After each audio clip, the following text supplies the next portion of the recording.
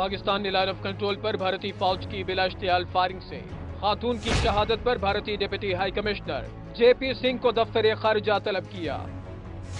दफ्तर खारिजा ने मामले पर शदीद एहतजाज करते हुए एहतजाजी मुरासला भी थमाया।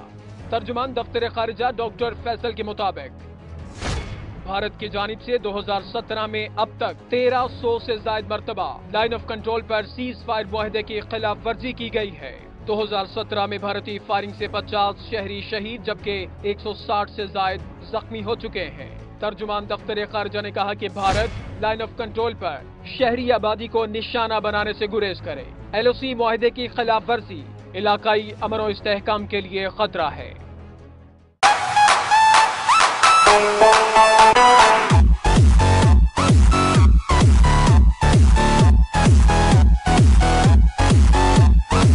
टोक्यो में आई खूबसूरत रंगों की बहार, जहां मुनाकिद हुआ आलमी मुकाबला-ए हुस्न।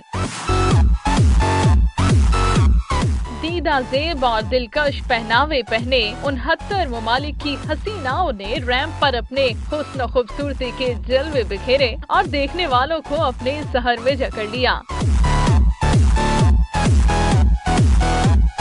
हुस्न और जहानत के शोबे में दुनिया भर से आई हसीनाओं को मात देते हुए इंडोनेशिया की 21 साल मॉडल केमन लिलियाना 57वां मिस इंटरनेशनल का टाइटल अपने नाम कर चुकी हैं। मिस इंटरनेशनल के सालाना मुकाबले में क्यूरेसो की हसीना दूसरे जबकि वेनेजुएला की ब्यूटी क्वीन तीसरे नंबर पर रही।